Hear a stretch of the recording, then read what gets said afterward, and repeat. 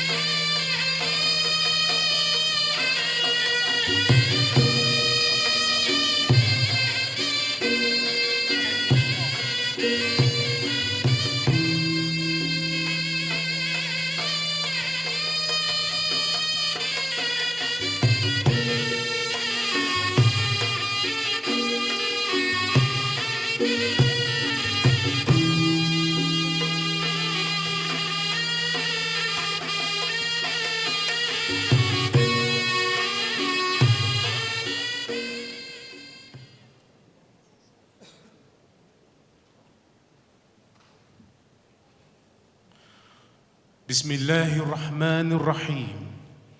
Assalamualaikum warahmatullahi wabarakatuh dan salam sejahtera. Menghadap ke bawah duli yang maha mulia yang di-Pertuan Besar Negeri Sembilan Darul Khusus, Tuanku Mukhris Ibni Almarhum Tuanku Munawir, Chancellor Universiti Kebangsaan Malaysia. Menghadap ke bawah duli yang maha mulia Tunku Ampuan Besar Negeri Sembilan Darul Khusus, Tuanku Aisyah Rohani binti Almarhum Tengku Besar Mahmud. Ampun Tuanku beribu-ribu ampun, sembah patik mohon diampun. Patik sekalian warga Universiti Kebangsaan Malaysia, menjunjung setinggi-tinggi kasih atas sudi perkenan duli yang maha mulia Tuanku berdua berangkat mencemar duli menghadiri syarahan Chancellor Tuanku Mukhris kali ke-6 pada petang ini. Sesungguhnya keberangkatan duli yang maha mulia Tuanku berdua merupakan suatu penghormatan kepada seluruh warga Universiti Kebangsaan Malaysia dan juga sebagai suatu manifestasi kepada keprihatinan duli yang maha mulia Tuanku Chancellor ke atas perkembangan semasa dan ilmu pengetahuan serta penyelidikan di Universiti Kebangsaan Malaysia. Ampun Tuanku. Patik seterusnya memohon limpah perkenan duli yang maha mulia Tuanku untuk patik meneruskan atur cara majlis serta mengalu-alukan kehadiran para tetamu sekalian. Ampun Tuanku.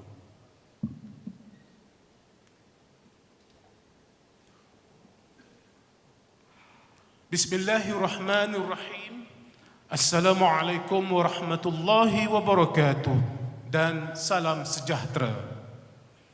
Yang amat mulia Tunku Besar Seri Menanti Tunku Ali Ridauddin Ibni Tuanku Mukhris Pro-Chancellor UKM, yang berbahagia Tan Sri Datuk Sri Muhammad Zuki bin Ali Pro-Chancellor UKM, yang berbahagia Tan Sri Datuk Rafi'ah binti Salim Pro-Chancellor UKM, yang amat mulia Tunku Zain Al-Abidin Ibni Tuanku Mukhris Pro-Chancellor University Sains Islam Malaysia, yang berbahagia Datuk Seri Insinyur Dr. Zaini bin Ujang, Ketua Setiausaha Kementerian Pendidikan Tinggi, yang berbahagia Tan Sri Datuk Seri Dr. Syed Hamid Albar, Pengucap Tama Diraja, dan Puan Sri Datin Sri Sharifah Aziah bin Yahya, yang berbahagia Datuk Muhammad Azhan bin Muhammad Amir, Timbalan Ketua Setiausaha Pengurusan dan Pembangunan Kementerian Pendidikan Tinggi, yang berbahagia Profesor Emeritus Datuk Dr. Muhammad Abdul Razak, Pengurusi Lembaga Pengarah Universiti, yang mulia kerabat-kerabat diraja, yang berbahagia ahli Lembaga Pengarah Universiti, yang berbahagia Profesor Datuk Geospatialist Teknologist Dr. Muhammad Ikhwan Haji Toriman, Naib Chancellor UKM, Div Kehormat, yang berbahagia Profesor Dr. Abdul Halim Abdul Ghafur, Memangku Timbalan Naib Chancellor Hal Ehwal Jaringan Industri dan Masyarakat, merangkap pengerusi jawatan kuasa pelaksana Majlis Syarahan Chancellor Tuanku Mukhris ke-6, Timbalan-timbalan Naib Chancellor UKM, para pegawai pengurusan tertinggi dan pegawai kanan UKM, warga UKM, serta tuan-tuan dan puan-puan yang dihormati sekalian. Syukur kita kehadrat Allah Subhanahu wa taala kerana dengan izinnya kita semua dapat hadir di syarahan Chancellor Tuanku Mukhris kali ke-6 yang bakal disampaikan oleh yang berbahagia Tan Sri Datuk Sri Dr. Syed Hamid Albar sebentar nanti. Majlis mengambil kesempatan untuk mengalu-alukan kehadiran para div-div kehormat di majlis yang permai ini. Bagi memberkati majlis dengan ini mempersilakan Dr. Wan Haslan bin Khairuddin, Pengarah Pusat Islam UKM, untuk memimpin bacaan doa. Dipersilakan.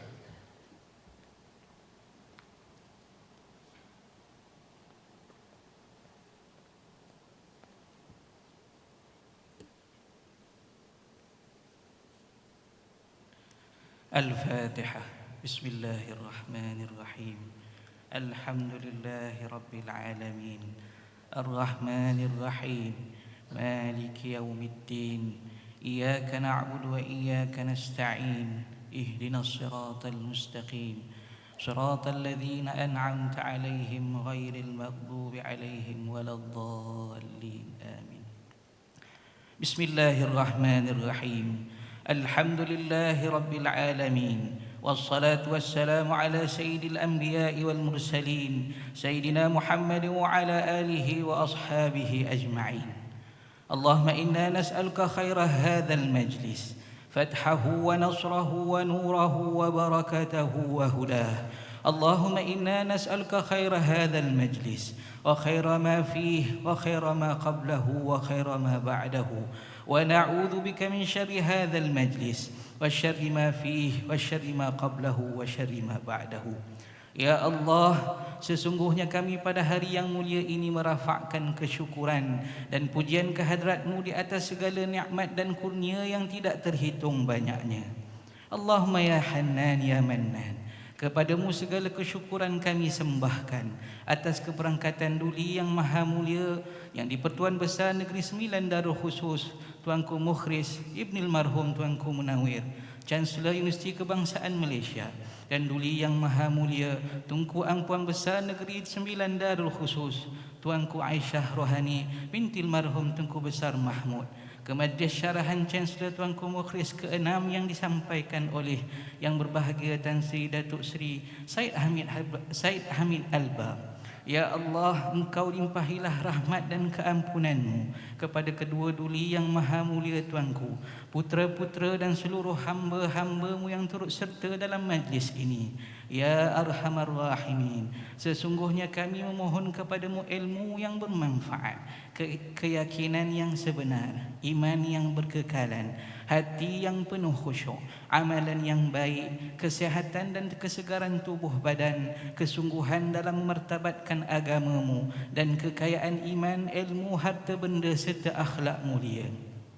Ya Allah, berkatilah perhimpunan kami ini, satukanlah hati-hati kami, eratkanlah silaturahim dalam kalangan kami, padukanlah tenaga dan usaha kami untuk mencapai kecemerlangan umat ini dan kegemilangan negara yang dicintai. Permudahkanlah segala urusan kami ya Allah. Ya Allah, ya Syafi, ya Mu'afi, ampunilah dosa-dosa kami, ampunilah dosa-dosa kedua ibu bapa kami, jauhkanlah kami dan peliharalah kami daripada sebarang keburukan, kesusahan dan perkara yang menduka citakan. Rabbana ighfir lana wa li ikhwanina alladhina sabaquna bil iman wa la taj'al fi qulubina ghillan lil ladzina amanu Rabbana innaka ra'ufur rahim. Rabbana atina fid dunya hasanah وفي الآخرة حسنة وقنا عذاب النار وصلى الله على سيدنا محمد وعلى آله وأصحابه أجمعين والحمد لله رب العالمين. تقبل الله منكم.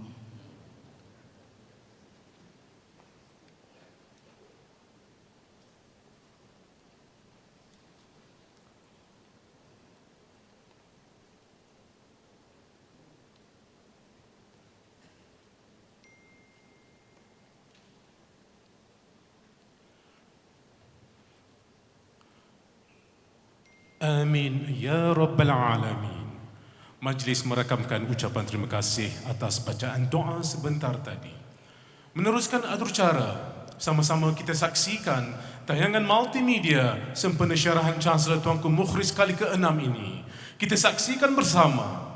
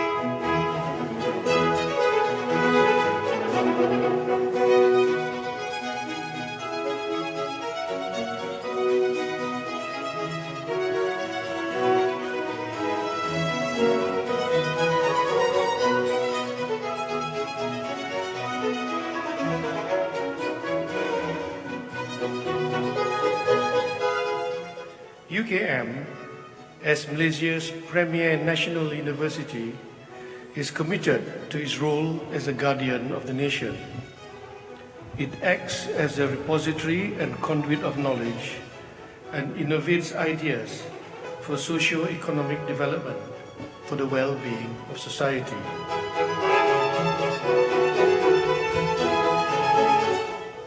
Building sustainable national and commercial institutions is central to supporting the economic advancement of nations.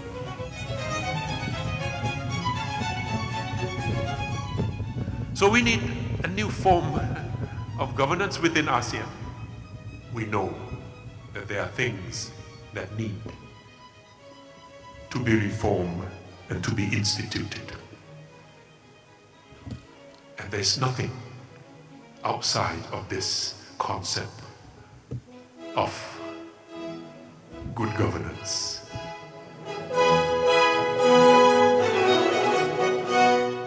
It seems to me that the great task of all our democracies is constantly to work and strive to ensure that we take the steps, we promote the rule of law, and we do everything to embody the rule of law as part of the culture or DNA of every state.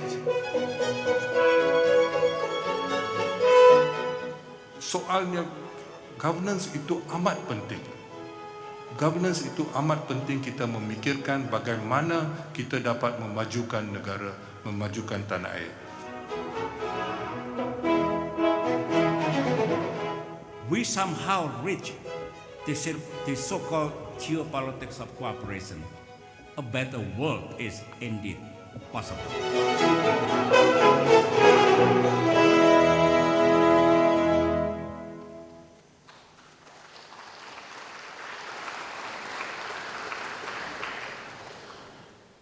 Majlis pada petang ini diteruskan dengan pidato pengenalan pengucap Tama Diraja Syarahan Chancellor Tuanku Mukhris. Untuk itu, majlis dengan segala hormatnya mempersilakan Yang berbahagia Profesor Datuk Joe Specialist Technologist Dr. Muhammad Ikhwan Haji Toriman, Naib Chancellor UKM, untuk menghadap dan memohon perkenan Duli Maha Mulia Tuanku Chancellor bagi menyampaikan pidato pengenalan pengucap Tama Diraja. Majlis dengan segala hormatnya mempersilakan.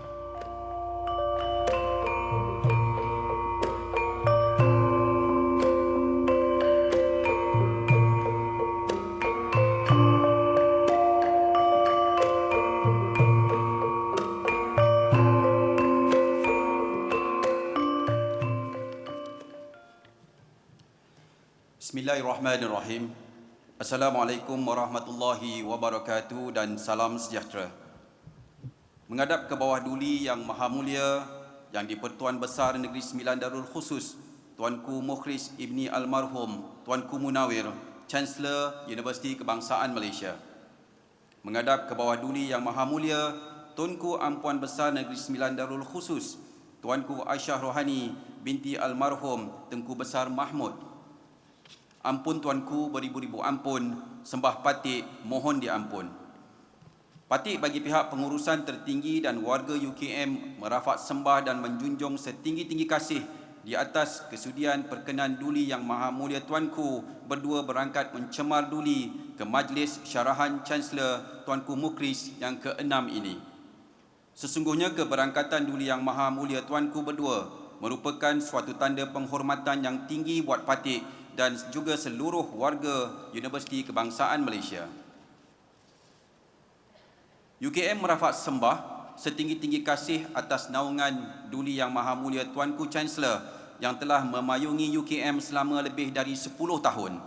Di bawah naungan duli Yang Maha Mulia Tuanku Chancellor, UKM terus melakar sejarah dan kecemerlangan yang membanggakan masyarakat dan negara. Hari ini, UKM bakal mencatat satu lagi sejarah melalui penganjuran majlis ilmu yang berprestij dan penuh inspirasi ini. UKM turut menjunjung setinggi-tinggi penghargaan atas perkenan Duli Yang Maha Mulia Tuanku Chancellor untuk UKM menganjurkan Majlis Syarahan Chancellor Tuanku Mukhris yang ke-6 pada tahun ini. Jika pada syarahan Chancellor Tuanku Mukhris ke-5, kita menjemput negarawan tersohor dari Indonesia yang juga merupakan mantan Presiden Indonesia ke-6, iaitu Tuan Yang Terutama Profesor Dr. Haji Susilo Bambang Yudhoyono, tahun ini kita kembali menyantuni figura hebat dari tanah air sendiri. Ampun Tuanku, Patik seterusnya memohon limpah perkenan Duli Yang Maha Mulia Tuanku untuk mengalu-alukan hadirin sekalian serta meneruskan pidato pengenalan syarahan Chancellor Tuanku Mukhris ke-6 dengan memperkenalkan pengucap tama diraja, seorang figura tersohor yang akan menyampaikan ucap tama yang pastinya membawa impak besar kepada seluruh warga UKM. Ampun Tuanku. Yang Amat Mulia Tunku Besar Seri Menanti Tunku Ali Ritaudin Ibni Tuanku Mukhris, Pro-Chancellor UKM, yang berbahagia Tan Sri Datuk Sri Muhammad Zuki Ali, Pro-Chancellor UKM, yang berbahagia Tan Sri Datuk Rafiah Salim, Pro-Chancellor UKM, yang Amat Mulia Tunku Zain Al-Abidin Ibni Tuanku Mukhris, Pro-Chancellor Universiti Sains Islam Malaysia, yang berbahagia Datuk Sri Insinyur Dr. Zaini Ujang, Ketua Setiausaha Kementerian Pendidikan Tinggi, yang berbahagia Tan Sri Datuk Sri Dr. Syed Hamid Albar, pengucap tama diraja, dan Puan Sri Datin Sri Sharifah Aziah bin Yahya, yang berbahagia Datuk Muhammad Azhan Mat Amir, Timbalan Ketua Setiausaha Pengurusan dan Pembangunan Kementerian Pendidikan Tinggi, yang berbahagia Profesor Emeritus Datuk Dr. Muhammad Abdul Razak, Pengurusi Lembaga Pengarah Universiti, yang mulia kerabat-kerabat diraja, ahli-ahli Lembaga Pengarah UKM, div-div kehormat, yang berbahagia Profesor Datuk Insinyur Dr. Sharifuddin Mat Syarani, Naib Chancellor Universiti Sains Islam Malaysia, Profesor Dr. Abdul Halim Abdul Ghafur, Timbalan Naib Chancellor Akademik dan Antarabangsa, merangkap pengerusi jawatan kuasa syarahan Chancellor Tuanku Mukhris ke-6, Timbalan-Timbalan Naib Chancellor UKM, pegawai pengurusan tertinggi dan pegawai kanan universiti, warga UKM, hadirin hadirat yang dihormati sekalian. Camar laut kicau bersambut, sampan kulit mudik ke Tanjung, hati terkenang, nama disebut, budi yang baik sentiasa disanjung. Begitulah pesona seorang negarawan yang dikenali sebagai Tan Sri Datuk Sri Dr. Syed Hamid Albar. Figura hebat ini dilahirkan pada 15 Januari 1944 di Kampung Melayu Air Hitam, Pulau Pinang.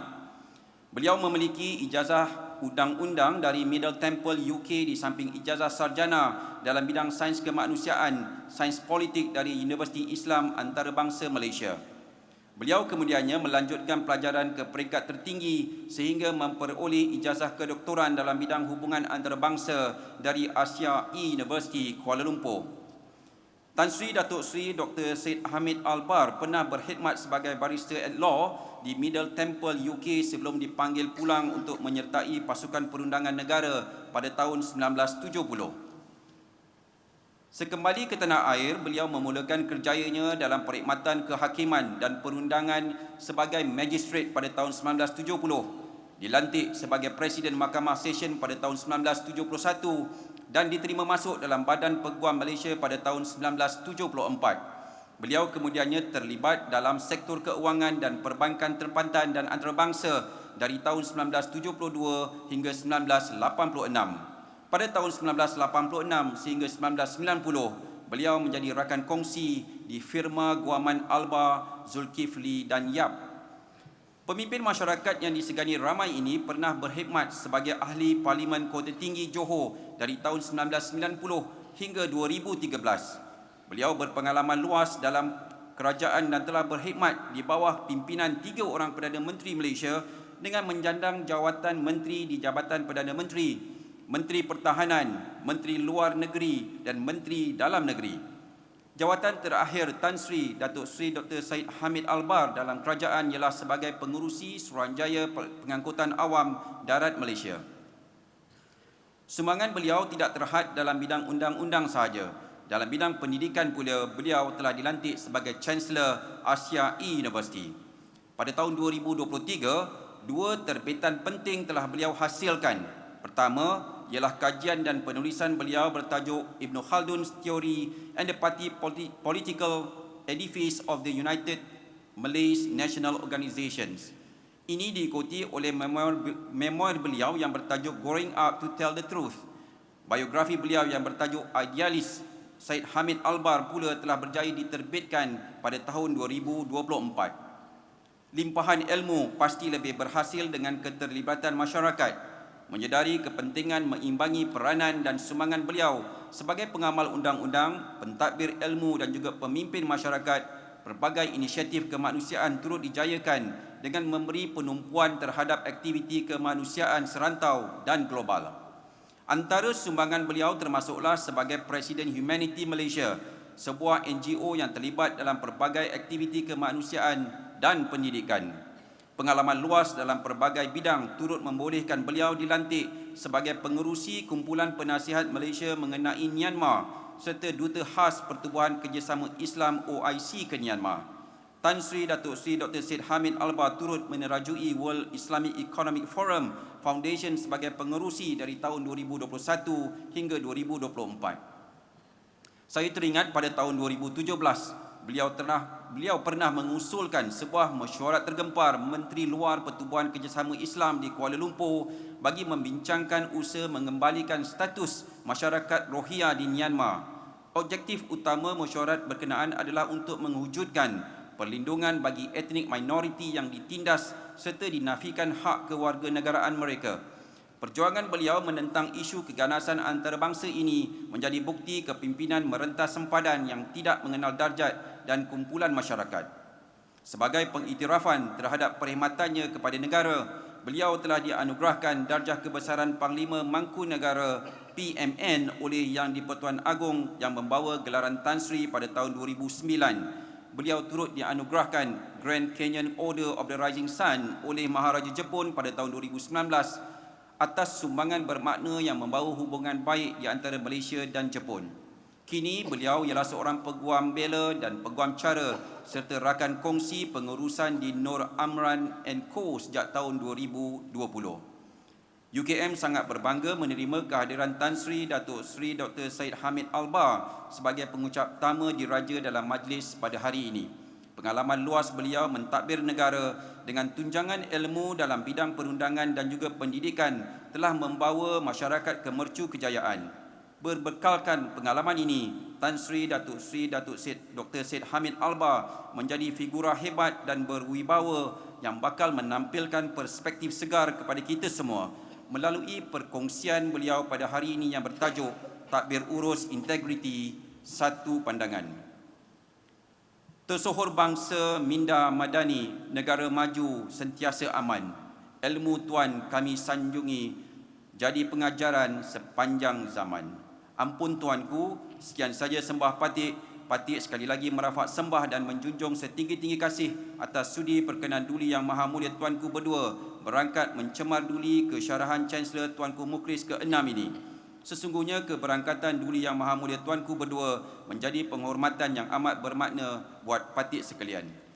Patik sekalian mendoakan semoga Allah Subhanahu Wa Taala melanjutkan usia Duli Yang Maha Mulia tuanku dan Duli Yang Maha Mulia Tunku Ampuan Besar Negeri Sembilan Darul Khusus serta putera-putera dalam keadaan sihat walafiat dan kekal memerintah di atas takhta Kerajaan Negeri Sembilan dengan penuh keadilan dan kebijaksanaan. Menjunjung kasih tuanku, sekian wabillahi taufiq wal hidayah. Wassalamualaikum warahmatullahi wabarakatuh.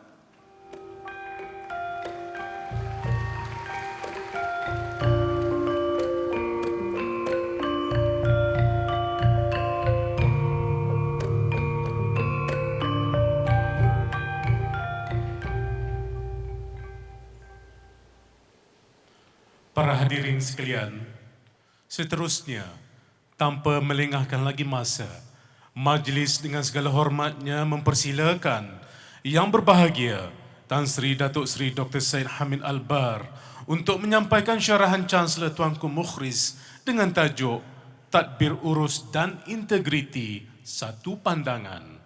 Dengan segala hormatnya dipersilakan.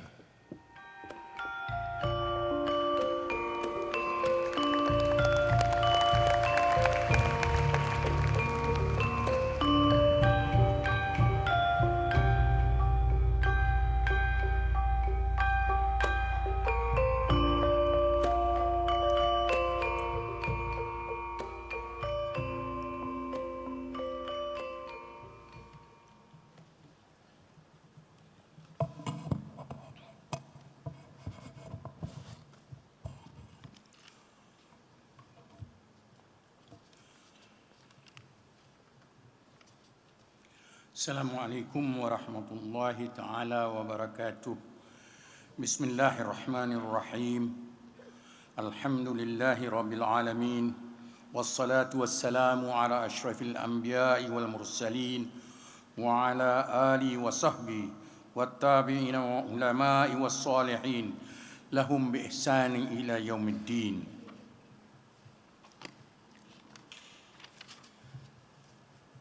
Menghadap Bawah Duli Yang Maha Mulia yang di-Pertuan Besar Negeri Sembilan Darul Khusus Tuanku Mukhris Ibni Almarhum Tuanku Munawir, Chancellor Universiti Kebangsaan Malaysia.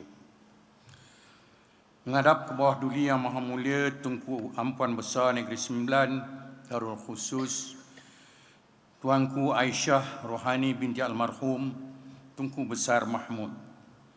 Ampun Tuanku. Ampun Tuanku, beribu-ribu ampun. Sembah patik, pohon diampun. Patik menjunjung setinggi-tinggi kasih atas sudi perkenan Duli Yang Maha Mulia Tuanku berdua berangkat mencemar duli kesyarahan Chancellor Tuanku Mukhris bagi kali ke-6 yang akan patik sampaikan. Tajuk syarahan patik pada petang ini ialah Takbir Urus dan Integriti. Satu pandangan. Sesungguhnya syarahan ini merupakan suatu penghormatan yang tinggi buat patik. Ampun Tuanku. Patik seterusnya memohon limpah perkenan Duli Yang Maha Mulia Tuanku untuk patik mengalu-alukan para hadirin di majlis ini. Menjunjung kasih Tuanku. Yang Amat Mulia Tengku Besar Seri Menanti Tengku Ali Redauddin Ibni Tuanku Mukhris, Pro-Chancellor UKM, yang berbahagia Datuk Seri Muhammad Zuki Ali, Pro-Chancellor UKM, yang berbahagia Tan Sri Datuk Rafi'ah Salim, Pro-Chancellor UKM, Yang Amat Mulia Tengku Zain Al-Abidin Ibni Tuanku Mukhris, Pro-Chancellor University Sains Islam Malaysia, yang berbahagia Datuk Seri Insinyur Dr. Zaini Ujang, Ketua Setiausaha Kementerian Pendidikan Tinggi, yang berbahagia Datuk Muhammad Azhan Muhammad Amir, Timbalan Ketua Setiausaha Pengurusan dan Pembangunan Kementerian Pendidikan Tinggi, yang berbahagia Profesor Emeritus Datuk Dr. Muhammad Abdul Razak, Pengerusi Lembaga Pengarah UKM, Yang Mulia kerabat-kerabat diraja, ahli-ahli Lembaga Pengarah UKM, yang berbahagia Profesor Datuk Dr. Muhammad Ikhwan Haji Turiman, Naib Chancellor UKM, Dev-Dev Kehormat Profesor Dr. Abdul Halim Abdul Ghafur, Timbalan Naib Chancellor Akademik dan Antarabangsa, merangkap pengurusi jatuhan kuasa syarahan Chancellor Tuanku Mukhris ke-6, Timbalan-Timbalan Naib Chancellor UKM, pegawai pengurusan tertinggi dan pegawai-pegawai kanan UKM, warga UKM, serta hadirin dan hadirat yang saya hormati sekalian. Terlebih dahulu, saya ingin memulakan dengan memanjatkan setinggi-tinggi kesyukuran kepada Allah Subhanahu wa taala oleh kerana dengan limpah kurnia, izin dan inayahnya, maka saya dapat bersama dalam majlis syarahan Chancellor Tuanku Mukhris. Terima kasih dan penghargaan kepada Jawatankuasa Penganjur UKM kerana sudi mengundang saya untuk menyampaikan syarahan Tuanku Chancellor yang berprestij tinggi di atas tajuk yang amat menarik dan mencabar, iaitu Takbir Urus dan Integriti, Satu Pandangan. Dalam saya menyediakan syarahan ini,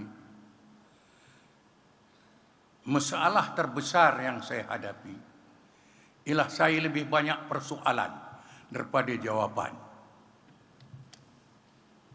Oleh itu, saya harap semua para hadirin sekalian akan bersabar dan menumpukan pandangan saya yang berasaskan daripada laluan hidup saya, the journey of my life.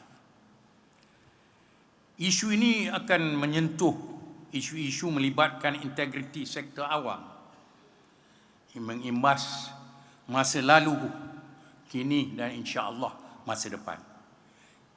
Sebelum saya menghuraikan tema syarahan, biar saya secara peribadi menyebut rasa terharu dan terhormat di atas jemputan UKM untuk saya menyampaikan syarahan. Walaupun saya kini hanya seorang pesara yang tidak berjawatan. Saya pandangnya sebagai satu cabaran hebat jika diambil kira 5 personaliti yang telah menyampaikan syarahan tahunan di pentas yang sama. InsyaAllah saya akan cuba melakukan keadilan kepada pihak penganjur. Untuk pengetahuan para hadirin, selaku pemimpin pelajar pada tahun 60-an, saya rasa amat bangga kerana diberi peluang untuk bersama-sama dengan ayahanda saya menghadiri perbincangan mengenai penubuhan UKM. Saya adalah salah seorang penandatangan kepada memorandum memohon kerajaan pada masa itu untuk menubuhkan UKM, untuk menubuhkan Universiti Kebangsaan.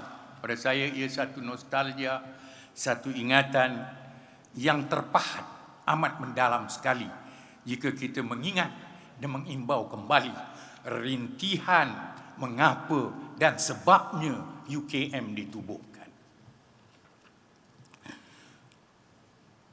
Saudara dan saudari sekalian, tuan-tuan dan puan-puan sekalian, sebelum kita pergi jauh, penting untuk kita memahami maksud sebenar takbir urus dan integriti. Oleh kerana perkataan ini menjadi ungkapan yang kita menggunakannya di sepanjang perjalanan hidup kita. Ia satu perkara yang mudah. Dia merujuk kepada proses dan struktur yang memastikan kepimpinan yang bertanggungjawab. The underlying factor atau perkara yang kita tekankan di sini bukan struktur dan prosesnya, tetapi memastikan pimpinan yang bertanggungjawab. Yang bertanggungjawab bermakna telus dan adil dalam membuat keputusan yang mempunyai kepentingan umum. Dalam konteks ini, ia melibatkan prinsip accountability, keterbukaan, keadilan dan keberkesanan di dalam melaksanakan amanah tugas dan tanggungjawab masing-masing. Integriti pula adalah nilai etika yang mendasari takbir urus. Integriti bererti kita melakukan perkara yang betul walaupun tiada siapa yang memerhatikan.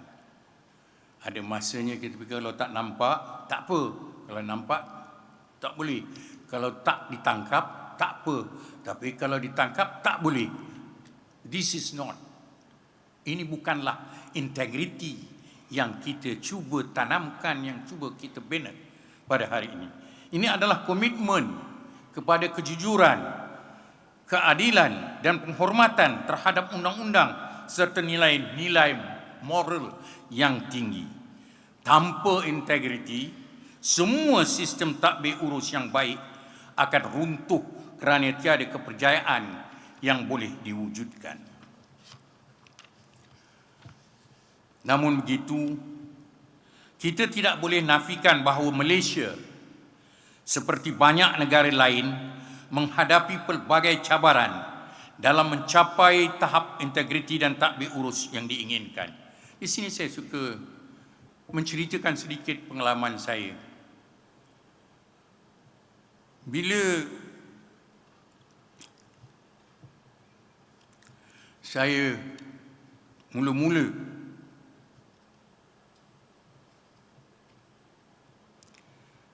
hendak terlibat dengan dunia pekerjaan, saya teringat apa ibu bapa saya mengatakan, bila bekerja mesti berani buat. Bila nak bercakap mesti berani. Mesti nak buat mesti jujur. Jangan bohong, jangan tipu. Walaupun susah, tapi berpeganglah kepada prinsip itu. Kalau kita berpegang kepada prinsip itu, kita akan dapat menentukan hubung kaitnya macam au dan tebing di antara integriti dan takbir urus. Takbir urus tidak boleh dipisahkan kepada integriti. Tanpa integriti, takbir urus tidak akan ke mana-mana. Antaranya isu korupsi yang membelenggu sektor awam dan swasta. Kajian dan laporan menunjukkan bahawa masih terdapat persepsi yang tinggi terhadap rasuah di negara kita. Mengikut kajian, ini bukan saya punya maklumat, mengikut kajian, ditanya kepada orang ramai, bagaimana persepsi orang ramai terhadap kerajaan, terhadap negara kita. Jadi kita kena, kalau kita mau menubuhkan takbir urus yang cantik, yang indah, yang baik, kita kena dengar 60%. Ini saya tak suka dengar. 60% dia berkatakannya mereka tidak percaya Malaysia masih lagi tinggi kita punya tahap rasuah, penyalahgunaan kuasa, penyelewengan. Dan ini mesti kita betulkan. Perkara ini mesti kita betulkan. Ia menunjukkan masih terdapat persepsi yang negatif terhadap korupsi negara ini. Ini tidak bermakna saya cuba mensarankan yang kerajaan kita tidak mengambil tindakan atau tidak bergerak. Saya ingat masa saya menjadi wakil rakyat mula-mula, wakil rakyat, seorang orang tua, orang kampung aja. Seorang orang tua, orang kampung datang jumpa dengan kat saya, dia salam dengan saya. Habib, kat Johor ni dia selalu panggil saya ni Habib. Dia kata, Habib, awak saya nak ingatkan, awak akan jadi wakil rakyat kita kat sini. Bila awak pergi round-round berkempen ni, awak ingat, jangan buat apa-apa janji. Jangan berjanji awak boleh buat ini, nak datangkan ini, nak berikan itu, nak berikan. Jangan janji. Melainkan awak boleh kotakan janji awak. Tapi yang pentingnya dia kata, kalau awak tu ingat bahawa awak katakan, saya akan lihat, saya akan kaji, saya akan buat. Bila kita janji, masalahnya terlalu besar. Orang akan mengukur perbuatan kita dengan janji kita.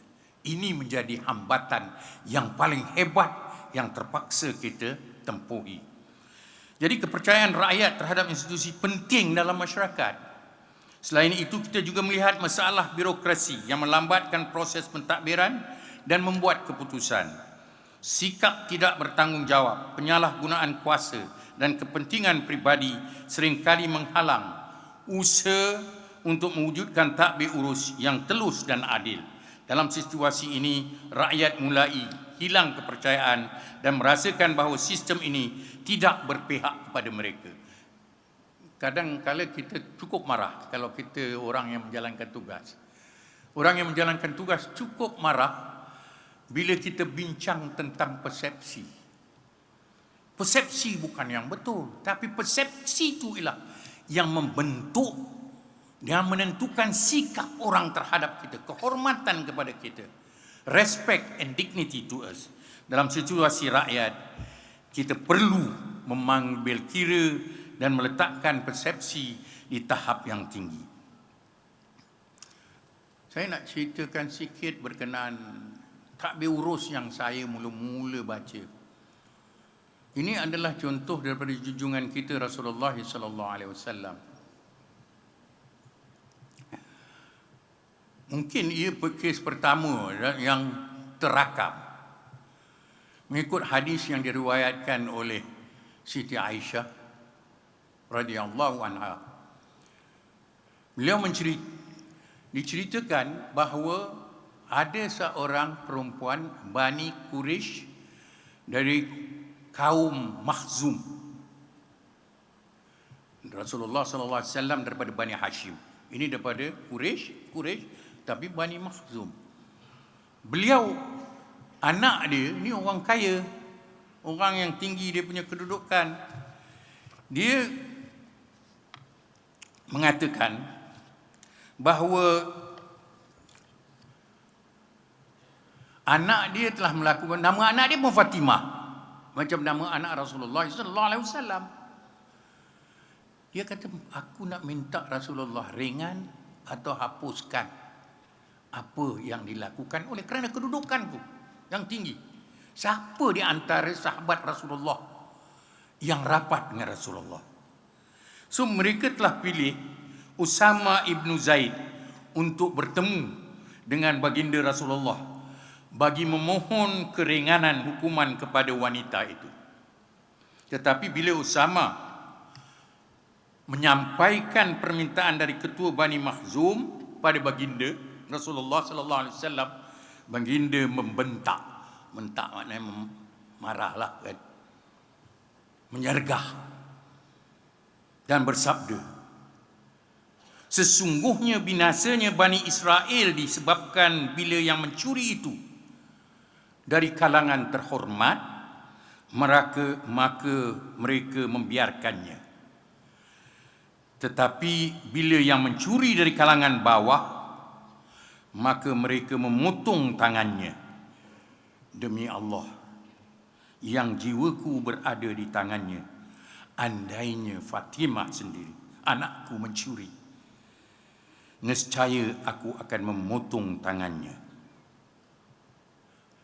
This is the highest, ini adalah highest ideal yang ditunjukkan satu contoh, bukan kurang contoh. Contohnya ada, semuanya ada. Tapi kita kadang-kala terlupa. Nilai moral dan etika yang ditunjuk oleh Rasulullah tiada tolok bandingan untuk diguna pakai dalam konteks hari ini bila kita menjadi pemimpin dan pemegang jawatan. Akibatnya tidak boleh wujud kompromi dalam isu integriti dan takbir urus yang baik. Apa yang mustahak ialah dari umur yang muda, ibu bapa mesti tanamkan nilai-nilai integriti. Bila saya menjadi seorang magistrate, saya ingat Chief Justice pada ketika itu, H.T. Ong, sejam dia orang panggil Lord President ya. Dia pada ketika itu dia kata dengan kita budak-budak muda ni, I was 26, magistrate, mempunyai kuasa, mempunyai duduk kat situ, dia kata, ini orang-orang muda kamu yang menjadi magistrate ni, ingat, bila nak keluar makan nanti, bila selepas kes nak keluar makan tengah hari, ini ceritanya cerita mudah. Bila nak keluar makan nanti, tentukan jangan keluar makan dengan polis. Tentu jangan keluar makan dengan pendakwa raya. Atau orang yang melihat kamu keluar bersama, satu masa kamu membuat hukuman dan menghakimkan sesuatu kes, satu masa lain kamu keluar dan bergaul dengan orang-orang yang mungkin mempunyai kepentingan tertentu, supaya tidak ada persepsi negatif. Saya fikir itu adalah satu nasihat yang baik. Saya lagi sekali saya kena nasihat oleh H.T. Ong bila saya tujang Presiden Mahkamah, seorang peguam yang cukup kanan. Dia datang di mahkamah saya, dia suruh saya, dia buang dia punya peguam, dia beritahu dengan saya bahawa I want to defend my own case. Dia nak defend dia punya own case. I said, well then go ahead. Sila. Dia kata, no. This is my practicing certificate. Saya bagi tahu dengan peguam tu, walaupun dia senior, dia orang senior ni suka bully magistrate dan presiden yang muda-muda ni. Saya bagi tahu, dia bagi saya bila saya tu tak payah, dia marah dengan saya. Saya kata, you know, learned counsel, for your information, since you're defending yourself, there is no need for you to produce your practicing certificate. Saya pun beritahu dengan dia, you tak payah. Dia kata, when has the law changed? The law did not change at the Learned Council. It's the same. Because you can defend your own case. Boleh kita membela kes kita sendiri. Langsung dia tulis surat pada ketua hakim, memberitahu yang saya berperangai tidak betul dan saya punya tindakan takbir urus saya tidak tepat dan dia hendak ketua hakim mengambil tindakan ke atas saya. So saya pun dapat panggilan daripada ketua hakim untuk serahkan file kes tu kepada ketua hakim. Ini keakraban masa kita small service, service yang belum besar lagi. Saya pun bagi kes saya, lepas tu saya dapat surat daripada ketua hakim memberitahu saya bahawa saya telah buat perkara yang betul. Jadi gunakanlah dan laksanakanlah tugas dan amanah tanpa takut, without fear or favor. That was his word. You go ahead, you have done the right thing. Inilah menjadi penggerak dan pendorong. Dan saya ingat juga cerita-cerita daripada orang tua saya yang dipanggil sebagai singa UMNO. Saya pun bertanya, because yang dalam pengetahuan saya ada Lion of the Desert, Umar Mokhtar, masa penjajahan Libya ke atas, Itali ke atas Libya. Orang tua saya tanya, pasal apa dia ni dipanggil? Rupanya, dan kita ini, dia dipanggil singa UMNO hanya kerana dia membuat keputusan sebagai seorang yang terlibat dengan hal-hal masyarakat akan mengambil peranan semak dan imbang. Peranan check and balance. Peranan check and balance ini bukan senang dalam satu parti, dalam satu kumpulan. Bila dibuat itu, orang panggil dia singa UMNO, berani. Dia bercakap sama. Saya ingat almarhum Tun Razak. Tun Razak sekali nak ada pertandingan dalam UMNO, naib presiden, dia nak bertanding. So Tun Razak punya ucapan mengandungi nama-nama orang-orang tertentu sebagai biasa. Orang tertentu yang dia kata telah buat kerja. Dia pergi cakap dengan Tun Razak dalam mesyuarat tu, you tak boleh buat macam tu, kita semua bertanding. Kalau you dah cakap, kita kalah lah. Walaupun tidak disenangi, dia cakap, dia beritahu. Jadi saya harap kita tidak mengamalkan budaya yang kita tak mahu bagi tahu sehinggakan dia boleh membawa kepada kemudaratan. Oleh itu di atas di serata dunia lah tanpa kecuali, sama ada kita berada di timur ataupun barat, termasuk di negara ini, kita boleh bersetuju bahawa integriti perlu ditangani dengan baik dan masalahnya diatasi. Di sepanjang masa isu integriti tak diurus baik, tidak boleh dilalaikan atau dipandang ringan kerana kita tahu kalau kita abaikan, ia boleh menghancurkan negara kita. Oleh kerana saya seorang peguam daripada sektor korporat dulu, saya suka cerita apa yang Ahmad Arif Tun Abdul Hamid bin Muhammad, mantan Ketua Hakim Negara Malaysia, dalam kertasnya yang bertajuk Integrity, you know it, but do you have it? Soalan very simple. Dia disuruh buat ucapan dan kertasnya dalam siri lecture macam ni juga di Unit 10 Inaugural Integrity Lecture Series 2012.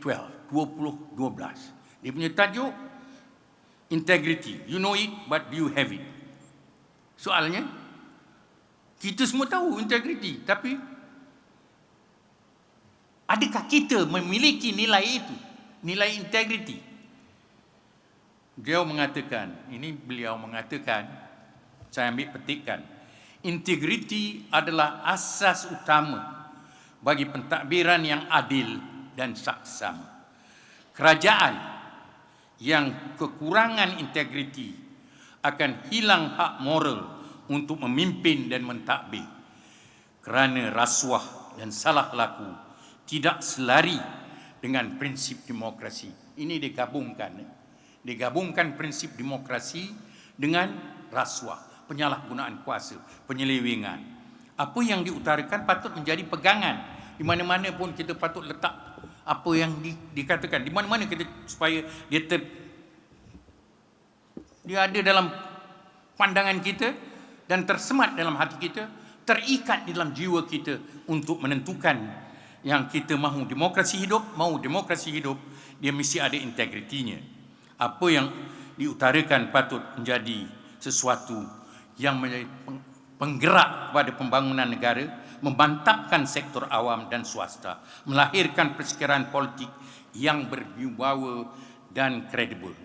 Satu lagi ucapan yang saya amat menarik ialah daripada Yang Amat Arif Tun Muhammad Sufyan bin Haji Muhammad Hashim, mantan Ketua Hakim Negara, dalam bukunya An Introduction to the Constitution of Malaysia, cetakan ketiga pada tahun 2007.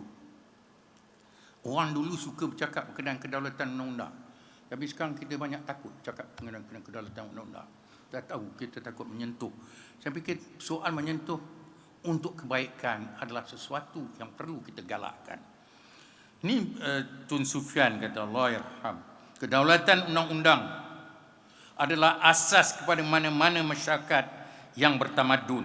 Tanpa mematuhi prinsip keadilan dan integriti, tiada kerajaan yang boleh mendakwa mempunyai kesahihan atau legitimasi atau mengekalkan keyakinan rakyatnya. Berdasarkan penulisan beliau, isu integriti ini memang sudah menjadi bahan perbincangan kita lama kan, yang amat lama, yang ingin mengajak para hadirin untuk mengimbau kembali segala pandangan dan saranan dari yang arif yang saya sebutkan tadi. Mereka telah ingatkan betapa pentingnya peranan integriti dan tadbir urus yang baik dalam menakbir dan memajukan negara kita untuk menjadi sebuah negara yang berjaya. Kita boleh terus bertanya, apakah gagasan dan saranan yang disuarakan oleh kedua-dua bekas ketua hakim negara telah kita laksanakan dan kita capai. Masa dulu, selepas merdeka, reputasi dan kredibiliti perkhidmatan awam amat tinggi sebagai pemangkin kepada proses pembangunan negara. Semasa saya mula-mula menjadi menteri, penasihat utama dan pembincangan idea-idea yang banyak digerak dan diberikan oleh pegawai-pegawai penghormatan awam kerana wibawa mereka, idea dan pengalaman mereka yang amat luas. Tidak hairanlah untuk menjawat jawatan dalam perkhidmatan awam jadi sesuatu yang disanjung tinggi, dipandang amat tinggi sekali, dihormati oleh masyarakat. Mereka menjadi, mula-mula saya jadi menteri, saya jumpa Tun Ahmad Saji, Allah yarham Tun Ahmad Saji. Saya kata ni sekarang saya jadi menteri, tak pernah jadi menteri, alih-alih jadi menteri, tak pernah jadi Setiausaha Parlimen, tak pernah jadi Timbalan Menteri. Saya kata, no, what am I supposed to? Jadi menteri, dulu saya mentadbir mengurus syarikat, korporat lain. Ini jadi menteri. Dia kata, you dengar nasihat daripada pegawai-pegawai, KSUU, SUBU ini semua, apa yang perlu dibuat. Dan tengok kepada kita punya gazet berkenaan tanggungjawab menteri. Itu dia punya nasihat pada saya dan kita pun ikut dan semuanya berjalan dengan baik. Dia menjadi bermakna penjawat awam menjadi rujukan utama dalam cita-cita kerajaan untuk memacu pembangunan sosioekonomi dan pembangunan negara. Sektor swasta hanya tentukan apa yang hendak mereka laksanakan. Mestilah konsisten dengan dasar-dasar yang ditetapkan oleh kerajaan. Wujud kepatuhan kepada dasar atau arahan sektor swasta melaksanakan mengikut kehendak kerajaan. Namun demikian, pada tahun 80-an, bila sektor swasta juga dianggap sebagai pemangkin dan penggerak utama kepada pembangunan negara, timbullah perubahan kepada proses pembangunan. Sektor awam bertindak sebagai regulator dan facilitator. Bila dasar penswastaan dan Malaysia ingin diperkenalkan, sektor awam dan swasta jadi rakan kongsi dalam proses pembangunan negara. Kerana kerapatan dan keakraban dua-dua sektor ini, mulalah timbul isu-isu percanggahan kepentingan, salah guna kuasa serta rasuah kerana garis panduan yang asalnya ada menjadi kabur. Misal kita pergi dalam trip-trip luar negeri, dulu kita sebagai pegawai kerajaan, kita punya limit kat mana kita boleh duduk. Tapi sekarang bila kita pergi dalam itu semua dah sama. Satu, kita duduk sama juga dengan tahap dan kedudukan yang diberikan kepada swasta. Oleh kerana kita selalunya bukan sahaja ini, swasta juga membiayai kita punya perjalanan dan kita punya penginapannya. Saya ingat ada satu kes masa saya pergi masa pembuatan kapal Malaysia di Scotland. Itu nak dirasmikan. Lepas tu saya punya Chief of Navy itu Ketua Navy saya Tan Sri Allahyarham Tan Sri Sharif. Dia datang, ketua bilik saya, dia datang bilik saya. Sir, saya cakap what kind of you? Dia kata saya ni kat bawah saya punya pintu. Saya ada satu envelope, saya buka envelope ni ada 25,000 pound.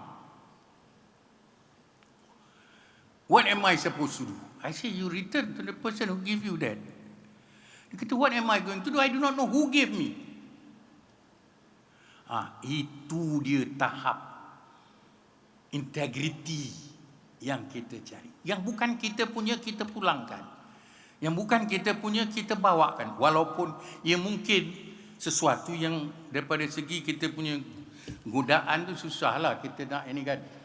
Jadi dalam lain perkataan, bagaimana kita boleh mengelakkan percanggahan kepentingan di antara kita punya idealisme dan realiti. Saya ni seorang idealis. Saya nak benda tu macam ni. Tapi dunia ni lain daripada idealisme. Kita yang idealisme ni benda yang menyentuh jasad, roh dan juga kita punya pemikiran. Tapi realiti menyentuh kita punya kemahuan, menyentuh kita punya kesukaan sebagai manusia, fitrah kita untuk suka kepada sesuatu yang memberikan kita peluang. Sering kita hadapi masalah dan cabaran kepada hati dan jiwa semasa hendak membuat keputusan yang tepat untuk menjadi seorang yang amanah, jujur dan ikhlas. Saya boleh katakan bahawa saya daripada mula-mula menjadi seorang magistrate, bila saya di mahkamah magistrate, ada je orang ikut saya kerana saya mahkamah trafiknya kes-kes balak, saya punya denda tinggi, jadi orang akan ikut kita untuk bagi sama ada ni. Kalau dia tak dapat kita, dia akan cari isteri kita. Ini cara yang ini. Jadi kita kena perlukan. Jadi budaya ni, integriti di peringkat individu, organisasi dan masyarakat hanya boleh kita suburkan dengan nilai-nilai murni dan melahirkan rakyat yang bermoral dan beretika.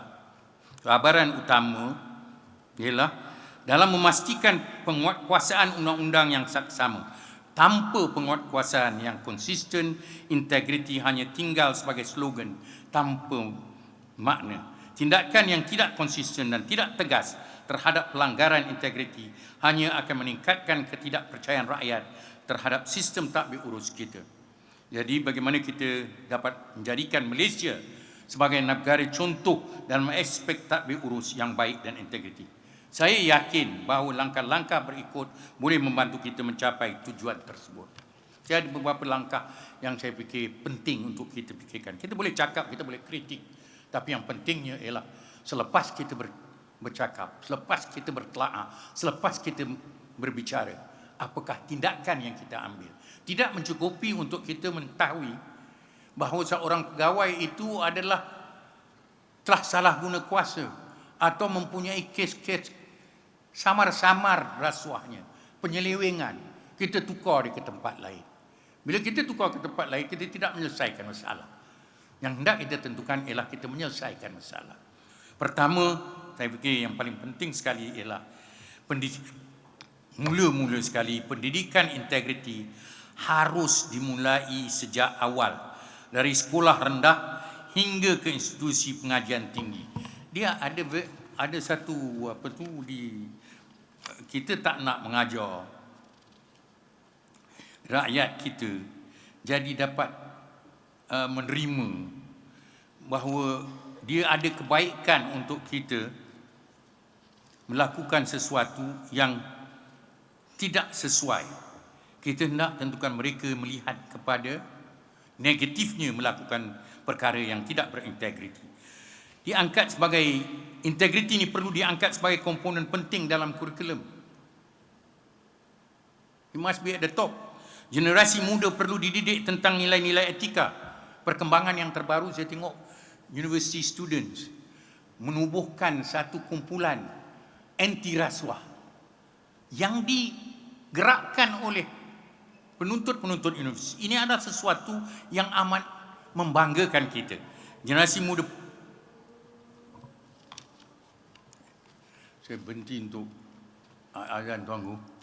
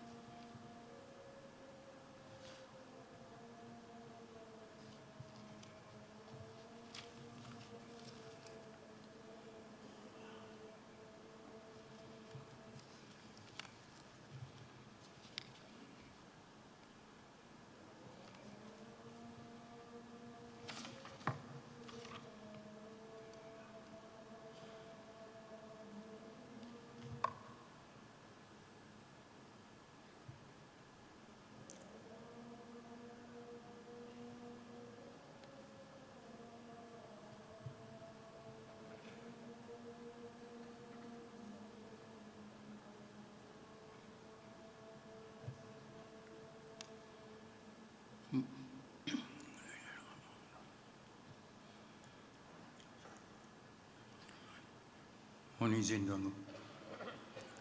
Bagi menjayakan integriti dan tadbir urus yang baik, ianya tidak boleh sebagai hanya satu slogan. Kita berminat untuk mengadakan slogan-slogan sebagai tagline. Kita banyak tagline, tapi sekarang tagline kita mesti kita sertakan dengan walk the talk. Ini walk the talk bukan hanya sebagai tagline, slogan yang tidak bermakna, tapi sesuatu yang kita memang hayati untuk dilaksanakan. Ini melahirkan persepsi dan keyakinan rakyat terhadap kerajaan, sektor awam dan swasta. Kita ambil misalnya C.S. Lewis dalam dia punya buku mengatakan, integrity is doing the right thing even when no one is watching. Nelson Mandela pula mengatakan, as I have said, ini Nelson Mandela, dia orang yang melalui berbagai pain and suffering. As I have said, saya ambil petikan, the first thing is to be honest with yourself. Dalam konsep kita ada muhasabah, to be honest with yourself. Jadi bila kita nak cakap kita to be honest, you can never have an impact on society if you have not changed yourself. Macam inilah pepatah Melayu orang tua-tua kita dulu, cukup perhati kepada alam dan kejadian. Dia cakap, ketam jangan ajar anaknya untuk jalan lurus. Mana ketam boleh jalan lurus? Dia ajar. Saya dulu kita tak terfikir. Macam lagi satu pepatah yang cukup baik yang kita ni, kadang kita lupa. Harapkan pegar makan padi. Kita orang Melayu dulu kita pakai pagar. Sedangkan bahasa Jawanya pegar. Dia dengar pegar tu dia ingat bahasa tu pagar. Yang sebenarnya pegar burung. Burung tu memang dia punya makanan. Jadi kita nak suruh orang menjaga integriti dan takbir urus kita. Mesti orang-orang yang mempunyai nilai-nilai murni dan etika yang betul. Jadi dia kata, if you have not changed yourself, you cannot. Great peacemakers. Ini yang dia beritahu. Are all people of integrity, of honesty. Dan yang paling penting ialah humility. Ini kita ambil daripada surah Luqman. Surah 17, ayat 17, 18, 19. Bila Luqman bagi nasihat, dia kata buat solat, jangan sombong, jangan derhaka, jangan buat benda-benda yang tak betul. Jadi ukuran daripada itu, adakah kita sudah mencapai ke tahap apa yang mereka katakan? Lebih baik kita soal diri kita. Saya fikir persoalan ini bukan bertujuan untuk menentang. Kita punya masalah terbesar ialah bila ada soalan dipikir penentang. Soalan itu ialah untuk membetulkan diri kita. Tak ada manusia yang perfect. Tak ada manusia yang sempurna. Betulkan diri kita dan betulkan masyarakat kita. Kedua-dua tokoh dunia ini membincangkan syarat dan elemen kualiti manusia. Kualiti manusia dan kepimpinan untuk menjayakan sebuah negara. Kalau kita gagal, kita tengoklah contoh-contoh. Bukan kat negara kita saja. Bukan kita memburukkan negara kita. Kita tengok kes Enron. Baru ni pun ada lagi kes bank yang bermasalah. Volkswagen Emission, 1 MDB dan Brazil Operation Kawal. Dalam kita membincang-bincangkan ni, ada lagi kes tadbir urus dan penyelewengan yang berlaku. Jadi, ini sesuatu yang membingungkan kita. Apa di mananya letak kita punya salah. Jadi, peraturan dan dekat tidak diamalkan dengan sempurna akhirnya. Dan saya tahu kerja KSN dulu Tan Sri Zuki amat susah. Dan bukan sesuatu yang popular. Untuk membetulkan sesuatu bukan sesuatu yang popular. Tetapi pegawai kerajaan juga mempunyai tugas dan tanggungjawab. Bukan untuk patuh, tapi untuk melaksanakan pentadbiran dan pengurusan. Kalau tak betul, kata tak betul. Dulu saya ingat kalau saya tak betul dalam apa-apa pun, my KSU will tell you cannot do this. Tapi apakah kita masih mempunyai cara dan kaedah yang sama pada hari ini, saya tak tahu. Jadi akhirnya kalau kita very compliance, negara dan rakyat berdepan dengan berbagai kesan negatif, termasuk kerugian, kredibiliti terjejas, melibatkan imej kaki tangan dan pelabur. Jadi inilah perkara yang penting. Saya nak ambil lagi kes apa yang Warren Buffett dia buat duit gila-gila punya, buat duit. Dia kata When I am looking for people to hire, 3 qualities that I look for. One is integrity, intelligence, and energy. But this intelligence and energy is not important. If the person has no integrity, dia tidak ada integrity, dia akan menghancurkan segala kepandaian. Kita pun tak usah lupa bahawa iblis adalah yang terpandai sekali, dia boleh mengajar malaikat. Tapi akhirnya kerana kesombongan dia, kerana dia punya itu, dia tak patuh, dia tak ikut ini, maka jadilah perkara-perkara yang sebenarnya. Saya bukan ingin berkhutbah, tapi inilah saya fikir contoh-contoh yang perlu kita fikirkan secara bersama. Jadi dalam hal ini kes pendakwa, saya suka ambil daripada yang amat yang arif then, as he then was, Raja Azlan Shah. Dia berkata berkenaan dalam kes pendakwa raya versus Datuk Harun. This is quite true dalam kita punya kehidupan. Semakin tinggi, ini petikan, semakin tinggi jawatan yang dipegang dalam perkhidmatan awam, semakin besar tanggungjawab untuk memelihara integriti. Pecah amanah dan penyalahgunaan kuasa bukan sahaja merosakkan individu, tetapi juga melemahkan kepercayaan rakyat terhadap keseluruhan sistem tadbir urus. Saya fikir kes-kes dulu ni oleh hakim-hakim, dia beri banyak nasihat kepada kerajaan, mengingatkan kerajaan tentang amanah dan tanggungjawab mereka. Inilah yang kita cari untuk kita tentukan ini. Ini ada lagi satu yang mungkin boleh diletak di banyak universiti-universiti, apa yang tertulis di dalam sebuah universiti di Afrika Selatan. The message that they put at the gate of the university.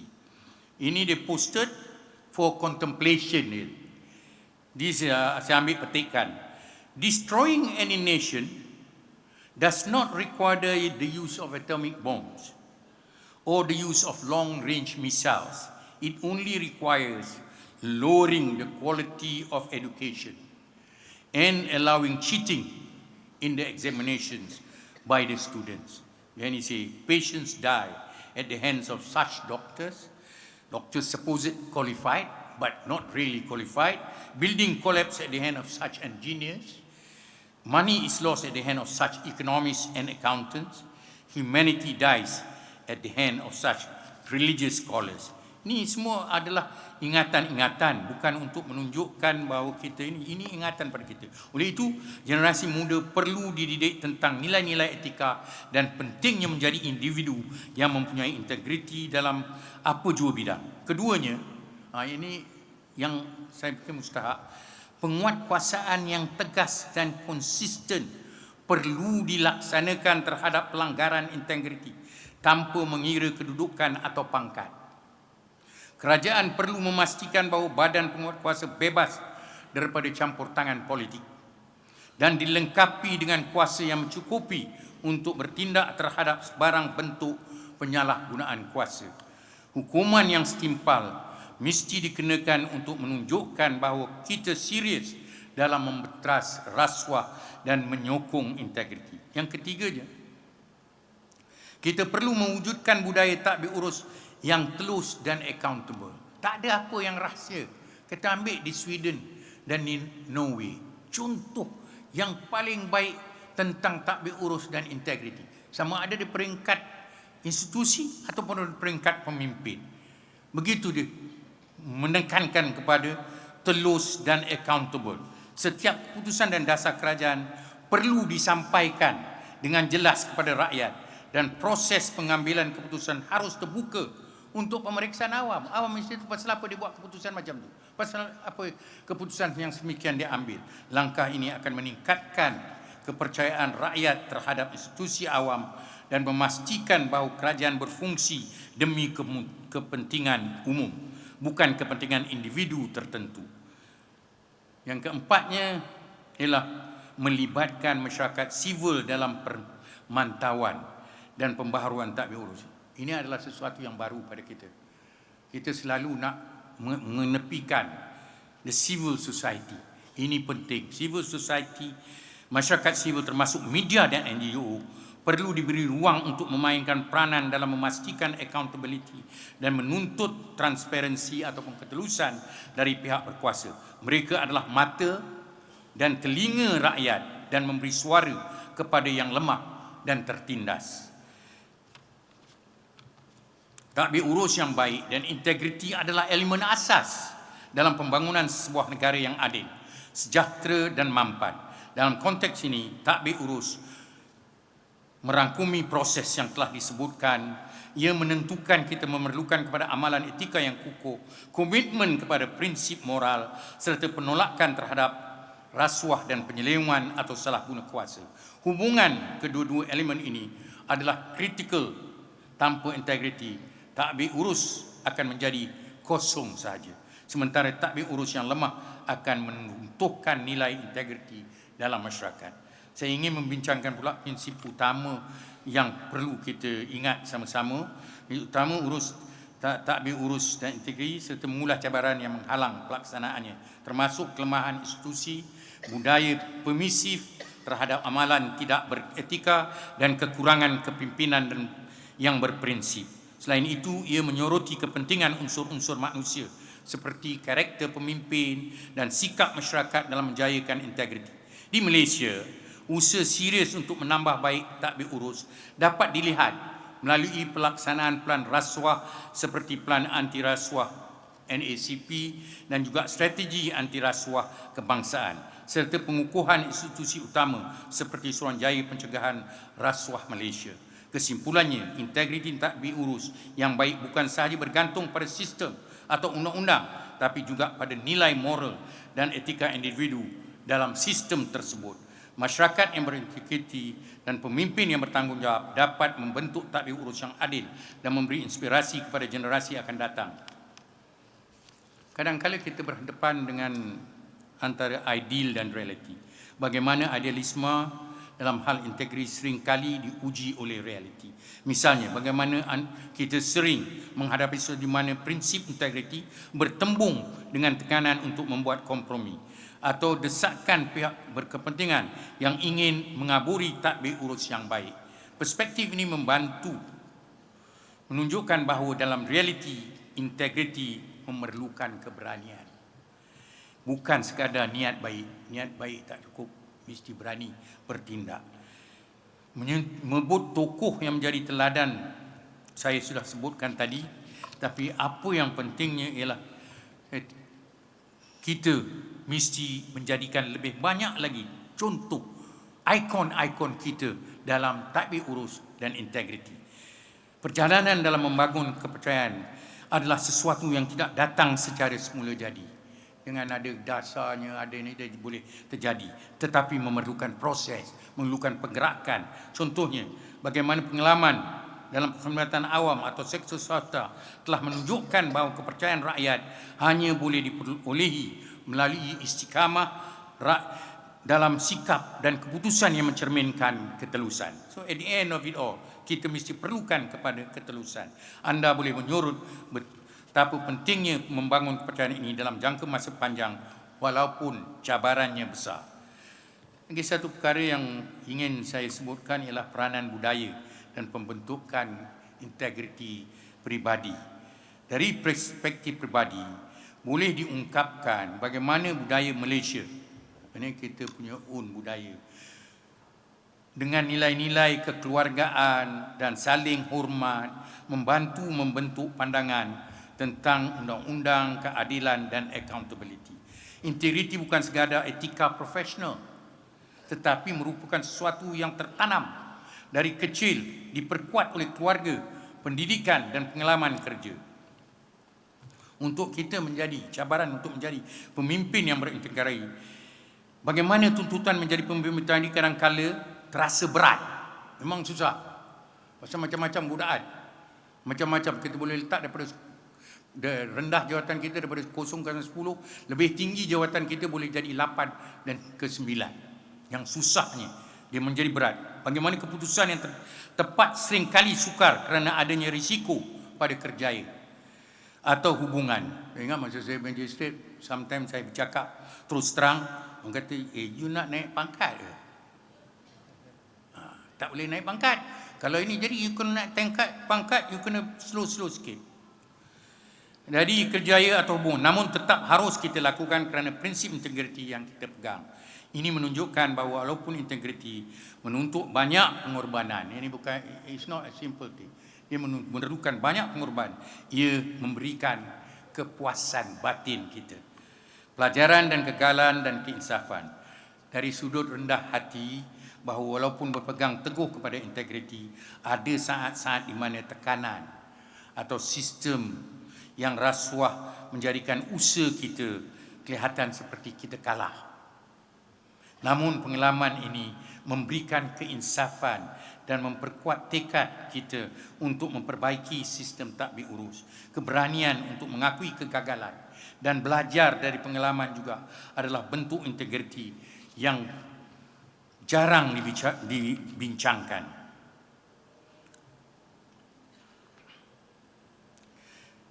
Ini saya ingin beralih kepada kepimpinan berintegriti. Mengapa dia penting?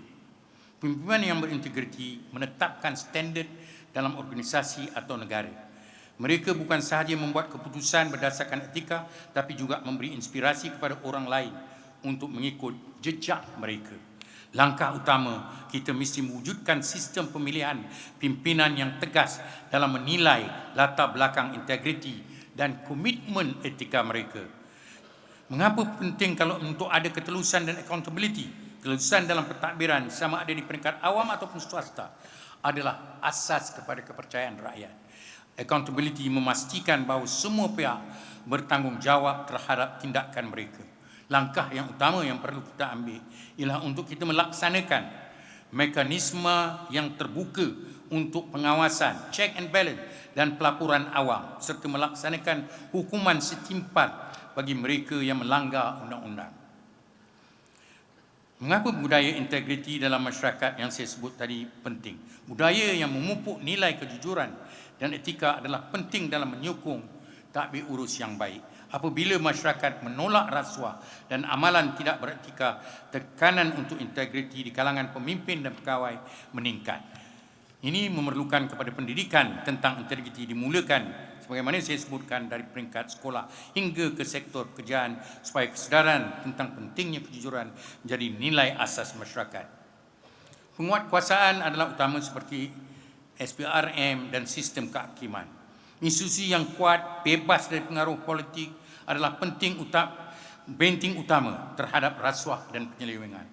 Memberi otonomi dan kuasa penuh kepada institusi ini untuk bertindak bebas serta memperkukuhkan undang-undang yang melindungi mereka daripada sebarang gangguan. Ini Whistleblowers Act ni semua. Kita janji, banyak kita janji, tapi kita belum buat banyak perkara yang kita telah janji. Perlindungan dan ganjaran untuk pemberi maklumat. Memberi maklumat memainkan peran penting dalam mendedahkan salah laku, tetapi sering kali takut untuk melaporkan kesalahan kerana bimbang akan keselamatan dan kesejahteraan mereka. Langkah utama ialah menyediakan perlindungan undang-undang yang kuat untuk memberi maklumat serta memberi ganjaran bagi mereka yang membantu memperkuat integriti. Ini satu perkara yang mungkin yang sedang berlaku ialah kita mesti ada kempen dan kesedaran yang berterusan. Perubahan mindset dan kesedaran memerlukan waktu. Kempen kesedaran yang berterusan boleh menggalakkan rakyat untuk lebih vokal dan menyokong usaha integriti. Mengadakan program-program yang konsisten di media dan di dalam komuniti untuk mendidik orang ramai tentang tanggungjawab mereka dalam memastikan integriti di pelbagai peringkat.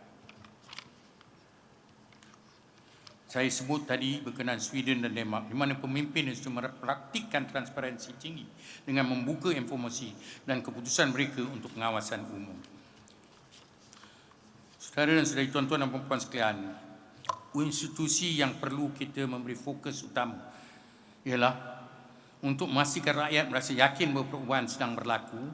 Fokus harus diberikan kepada institusi utama yang memiliki perundangan, keadilan dan kepentingan rakyat secara langsung. Di antaranya ialah SPRM sebagai badan pencegah rasuah. SPRM memegang peranan yang penting dalam menegakkan keadilan tanpa mengira kedudukan dan kuasa. SPRM perlu bebas daripada pengaruh politik untuk berfungsi dengan berkesan.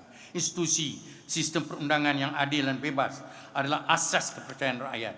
Apabila sistem kehakiman menunjukkan keberanian dan integriti dalam membuat keputusan tanpa tekanan, ia akan memberi isyarat buat kuat bahawa tiada siapa yang di atas undang-undang. Nobody is above the law. Ini yang penting. Parlimen. Parlimen harus berfungsi sebagai pusat perbahasan yang terbuka dan adil, di mana isu-isu kritikal dibincangkan secara telus, secara responsible, bertanggungjawab. Rakyat harus dapat melihat perangai mereka, tindakan mereka, wakil rakyat benar-benar memperjuangkan hak dan kepentingan rakyat.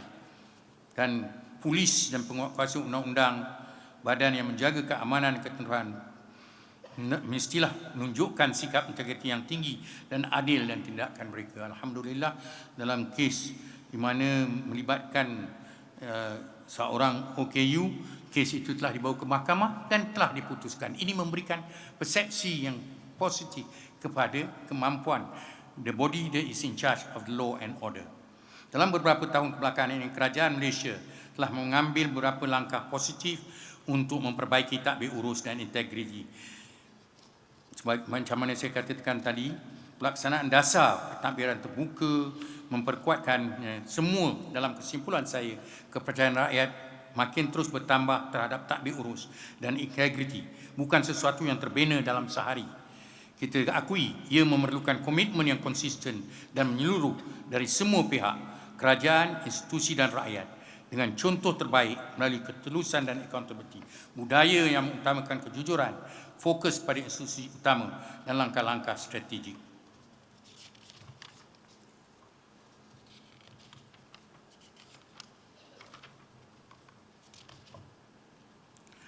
Yang penting ingin saya ulang lagi sebutkan, integriti ini bukan hanya tentang undang-undang. Selalu bila kita melihat kelemahan, kita selalu tengok pada undang-undang. Undang-undang bukan menyelesai masalah atau polisi. Kita kata undang-undang tentang undang-undang atau polisi. Ini adalah nilai menentukan siapa kita sebagai sebuah negara.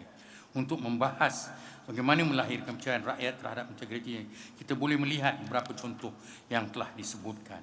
Dan itu unsur manusia, bahawa faktor empati dan kefahaman konteks sosial. Ini semua akan menjamin bahawa pemimpin itu akan membawa kebaikan pada ini. Ini saya nak sebutkan kualiti pemimpin. Pertamanya, kejujuran dan accountability. Keduanya, kebijaksanaan. Bijaksana bukan you are highly educated, you have got a PhD, 2 or 3 or 1, tetapi kebijaksanaan bukan dalam membuat keputusan, tetapi dalam memahami keperluan rakyat. Pemimpin yang bijaksana memahami bagaimana keputusan mereka mempengaruhi rakyat secara keseluruhan. Teladan moral, pemimpin yang menjadi teladan integriti akan memberi inspirasi kepada orang bawahan untuk bertindak dengan cara yang sama. Dan keberanian, pemimpin perlu berani melawan rasuah dan berani bertindak walaupun mendapat tentangan, terutama dalam isu-isu yang melibatkan kepentingan awam. Yang mustahak juga ialah kualiti rakyat untuk menyokong tadbir urus yang baik. Rakyat juga memainkan peranan penting. Masyarakat yang mempraktikkan nilai jujur, keadilan dan rasa tanggungjawab akan mendukung tadbir urus yang baik. Dengan pendidikan integriti dan kesedaran sivik yang tinggi, rakyat dapat menjadi pengawas yang aktif, memastikan pemimpin dan institusi bertindak dengan telus. Tuan-tuan dan puan-puan sekalian, untuk menutup syarahan saya, ada beberapa perkara yang ingin saya sebutkan sebagai ingatan pada diri saya dan ingatan kepada semua.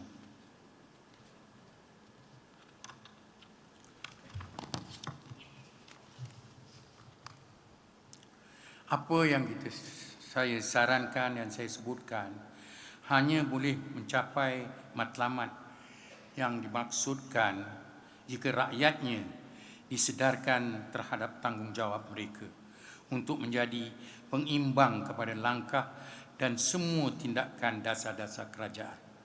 Dalam hal ini, saya anggap organisasi masyarakat sivil memainkan peran penting menjamin tadbir urus baik dan sempurna. Lantas, mesti ada pergerakan advokasi bagi menggalakkan ketelusan. Di sini, rakyat menjadi pemangkin kepada pelaksanaan tersebut. Mereka yang membantu untuk melahirkan persekitaran telus mesti ada perlindungan yang mencukupi. tidak dapat dielakkan yang sebenarnya semua ini memerlukan suasana persekitaran politik yang stabil dari aspek jangka panjang untuk mengurangkan pergeseran politik. Akhir sekali, apa jua pembaharuan kepada tadbir urus, ia hendaklah berakar umbikan dasar yang mempromosikan pertumbuhan ekonomi yang adil, peluang yang saksama dan menghapuskan jurang kemiskinan dan menumpukan usaha kerajaan ke arah pembangunan mampan. Prinsip tadbir urus yang konsisten, istiqamah di antara pentadbiran yang berbeza akan membolehkan kesinambungan usaha pembaharuan dan akhirnya memperkukuhkan struktur tadbir urus. Bagi Malaysia, perjalanan ke arah meningkatkan integriti dan tadbir urus memerlukan komitmen di semua peringkat, daripada perubahan dasar hingga kepada accountability pribadi.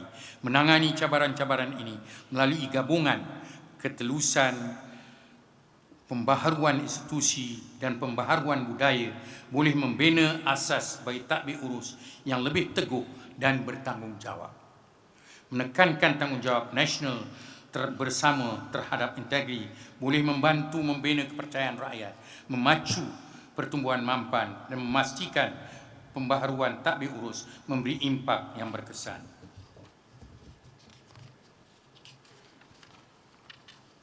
Kita mahu mencipta perspektif positif mengekori perbincangan mengenai mengapa persepsi penting. Saya sekarang akan menghuraikan sedikit sebelum saya tutup. Persepsi positif hanya boleh terbina apabila ada tindakan tegas dan konsisten diambil dalam menangani isu-isu integriti.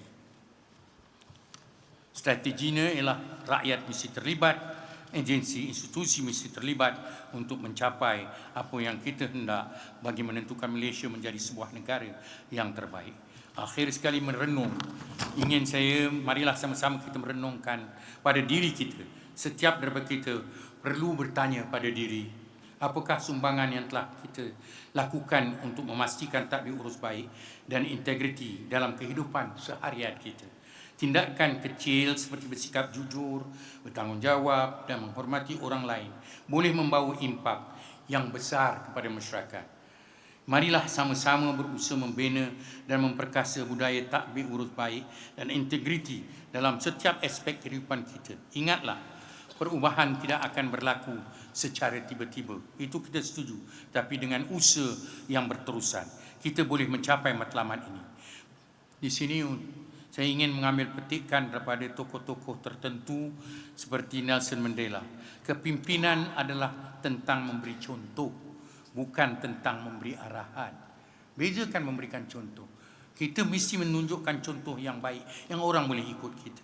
Mahatma Gandhi pula berkata, anda mesti menjadi perubahan yang anda ingin lihat di dunia. Sedangkan John Kennedy mengatakan, kita tidak boleh mengharapkan orang lain untuk mencipta dunia yang kita inginkan. Kita kena ciptanya sendiri. Kita mesti melakukannya sendiri. Dan Peter Drucker, kepimpinan adalah melakukan perkara yang betul. Pengurusan adalah melakukan perkara dengan betul.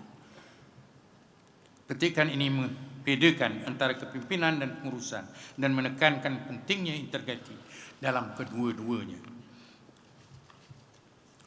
Tuan-tuan dan puan, sampai di situ saja ucapan saya. Terima kasih di atas perhatian dan sokongan.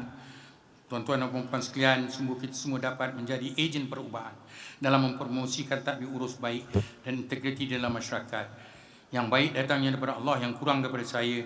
Mungkin dalam saya menyampaikan syarahan tadi, banyak perkara yang saya sentuh mungkin tidak menyenangkan atau mungkin tidak tepat. Di situ saya ingin minta maaf kalau ada perkara-perkara yang sedemikian. Tapi yang pentingnya ialah mesti kita melahirkan kejujuran dan keikhlasan. Kita nak melahirkan manusia yang baik, manusia yang mempunyai nilai-nilai murni, manusia yang beretika, supaya mereka lebih cinta kepada negara daripada cinta kepada pribadi atau jawatan masing-masing. Ampun tuanku, sekian saja sembah syarahan Patih.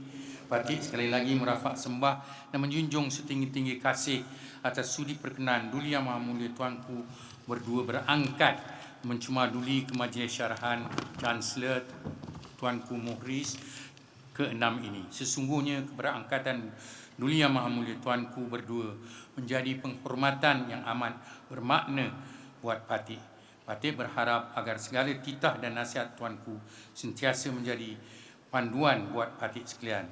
Patik sekalian mendoakan semoga Allah SWT melanjutkan usia Duli Yang Maha Mulia Tuanku dan Duli Yang Maha Mulia Tunku Ampuan Besar Negeri Sembilan Darul Khusus serta putera-putera dalam keadaan sihat walafiat dan kekal memerintah di atas takhta kerajaan Negeri Sembilan dengan penuh keadilan dan kebijaksanaan.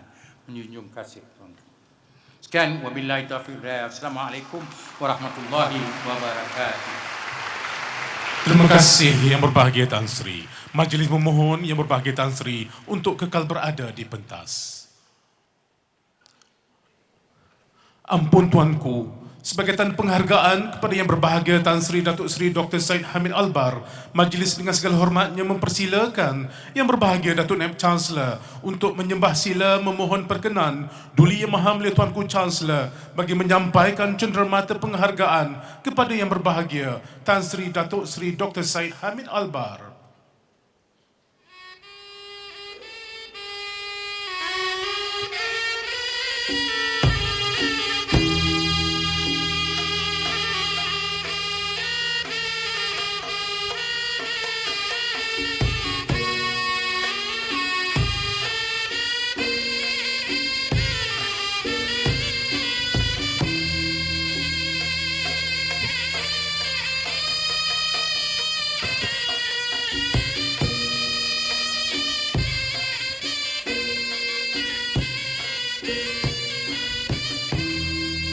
Dengan penuh takzim, majlis menyembah silakan Duli Maha Mulia Tuanku Chancellor untuk menganugerahkan cenderamata penghargaan kepada Yang Berbahagia Tan Sri Datuk Seri Dr. Syed Hamid Albar berupa buku-buku syarahan Tuanku Mukhris pada siri-siri yang lalu.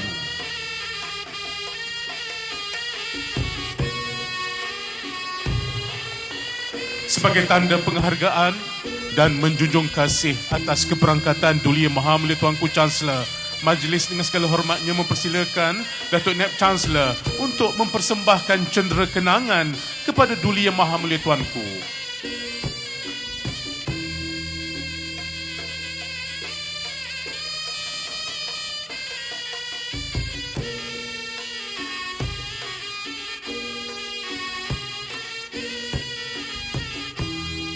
Menjunjung kasih tuanku.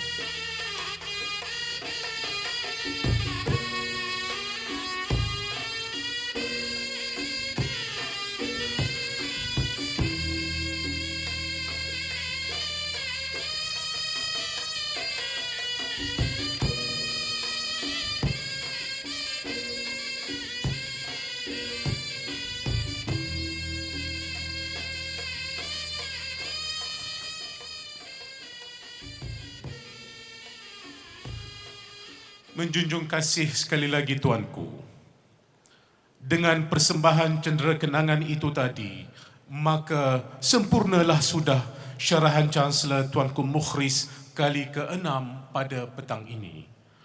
Para hadirin yang dihormati sekalian, keberangkatan Duli Yang Maha Mulia yang di-Pertuan Besar Negeri Sembilan Darul Khusus dan Duli Yang Maha Mulia Tunku Ampuan Besar Negeri Sembilan Darul Khusus meninggalkan Dewan.